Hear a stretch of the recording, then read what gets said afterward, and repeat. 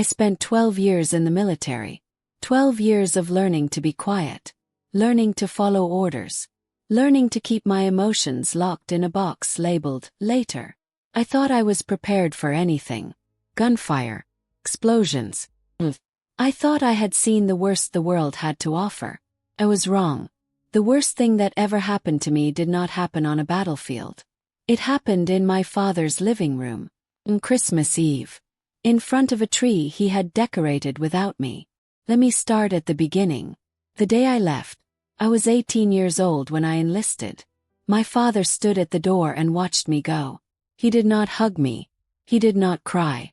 He just nodded. Like I was a soldier leaving for duty instead of his daughter leaving home. I told myself he was proud. That he just did not know how to show it. That men of his generation were built different. I told myself a lot of things to survive the silence. Basic training was hard. But not as hard as coming home to an empty phone.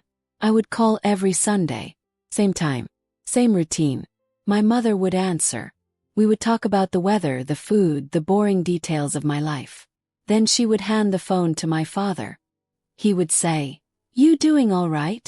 I would say, "Yes, sir." He would say, "Good. Stay safe." And then silence. That was our relationship. 2 sentences. No questions about my dreams. No curiosity about my fears. Just duty and distance. My mother tried to bridge the gap. She would send care packages. Cookies that arrived as crumbs. Letters in her loopy handwriting. She would write, "Your father misses you." He just doesn't say it. I believed her for 10 years. I wanted to believe her. Because the alternative was too painful to accept. The alternative was that he did not miss me at all. I deployed 3 times. Afghanistan once. Kuwait twice. I saw things I cannot unsee. Children with no parents. Parents with no children. Men who looked at me like I was a weapon instead of a woman. I learned to sleep anywhere. To eat anything. To keep moving even when my body screamed for rest. Became hard. Not cold. Hard. There is a difference. Cold means you feel nothing. Hard means you feel everything but you refuse to break. I did not break. Not once. Not even when my best friend died in my arms. Not even when I had to write a letter to his mother telling her that he was brave until the very end. I held it together. I was a soldier. That is what soldiers do. But something happened on my 3rd deployment. Something small. Something I almost missed. I stopped calling home. Not on purpose. I just ran out of things to say. My mother would ask the same questions. I would give the same answers. And my father would get on the phone and say, "You doing all right?" I would say, "Yes, sir." And then we would sit in silence until one of us hung up. I realized something during that deployment. I was not missing my father. I was missing the idea of him. The father I wanted. Not the father I had. That realization hurt more than any injury I ever received.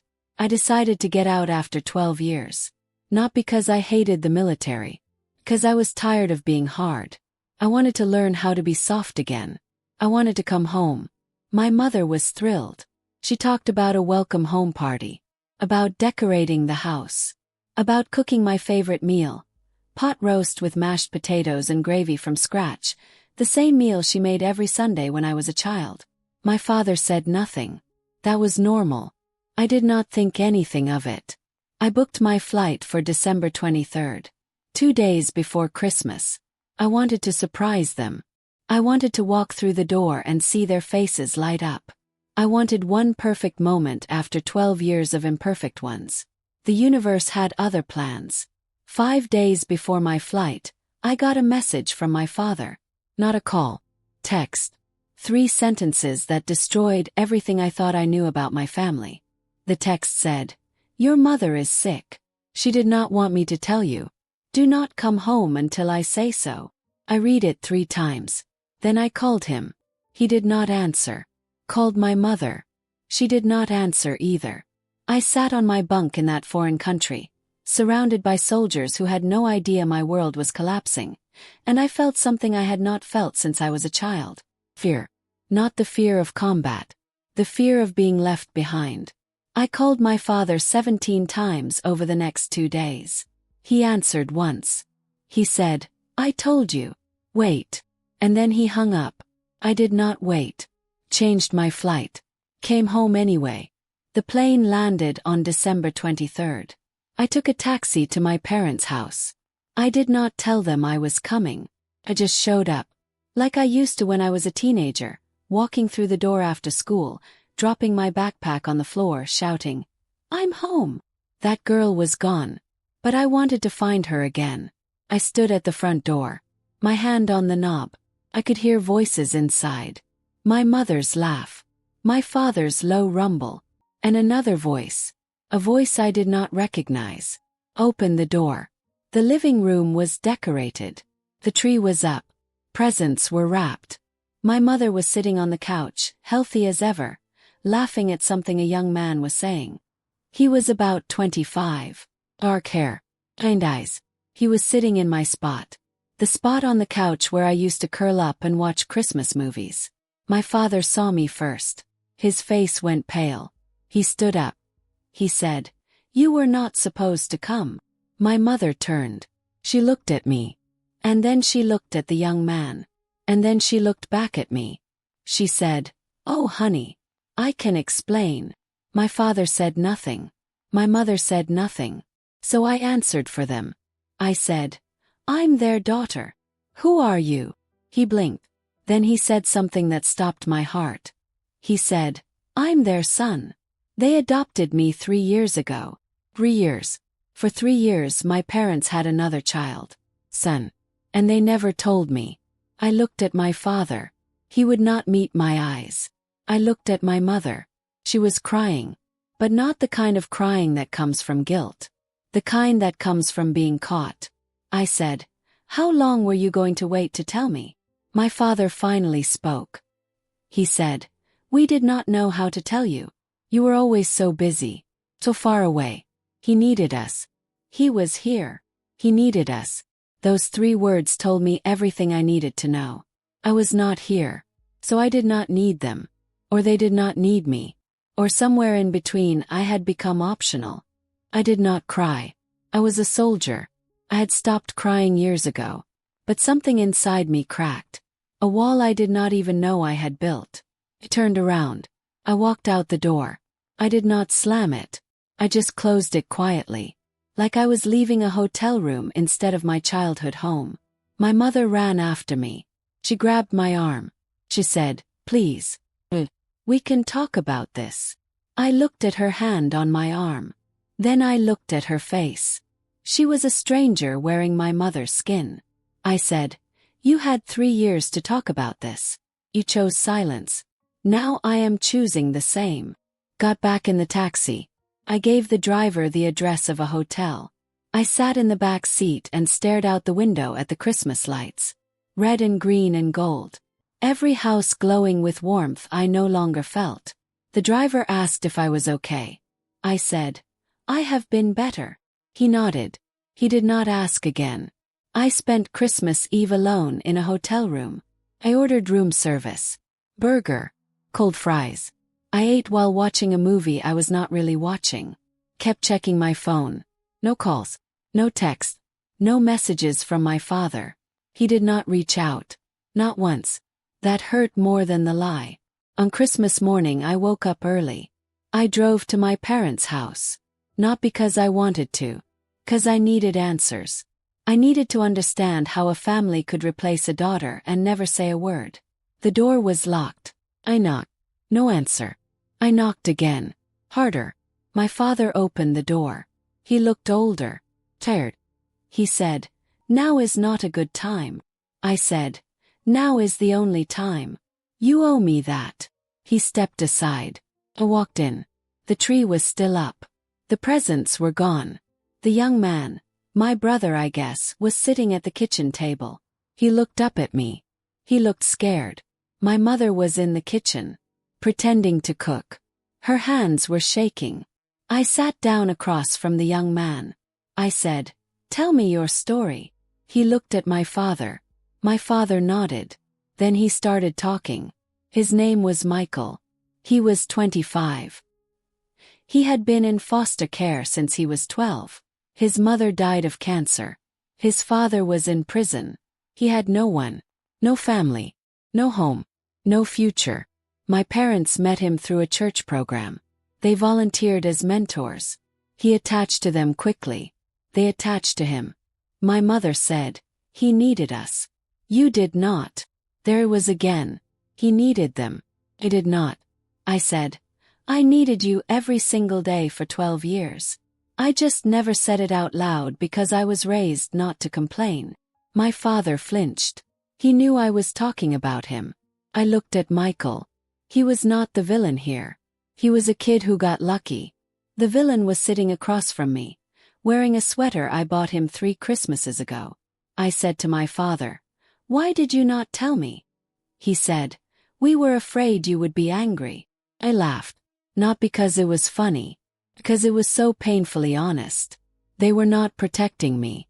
They were protecting themselves. From my anger. From my disappointment. From the uncomfortable conversation they did not want to have. So they hid. For 3 years. They hid a whole human being. I stood up. I looked at my mother. I said, "The pot roast. You promised me pot roast." She started crying. She said, "I can make it right now." I said, "It is too late for pot roast." I walked to the door. Michael stood up. He said, "I am sorry. I did not know about you until today. They told me you were dead." Stop. I turned around. They told him I was dead. I looked at my father. His face was gray. He said, "It was easier." Easier. 12 years of service. 3 deployments. Best friend buried. And I was reduced to a story they told their new son to make themselves feel better. I said nothing. I walked out. Got in my car. I drove to the hotel. Packed my bag. I drove to the airport. I bought a ticket to anywhere. I ended up in a city I had never visited. I walked into a bar. I ordered a drink I did not finish. And then I did something I had not done since I was a child. Cried. Not quiet tears. Ugly tears. The kind that come from the bottom of your gut. The kind that hurt your throat and burn your eyes. I cried for the daughter they forgot. For the soldier they erased. For the 12 years I spent trying to make them proud when they had already moved on. I cried until I had nothing left. And then I stopped. 'Cause I am a soldier. And soldiers do not stay down. They get up. They adapt. They survive.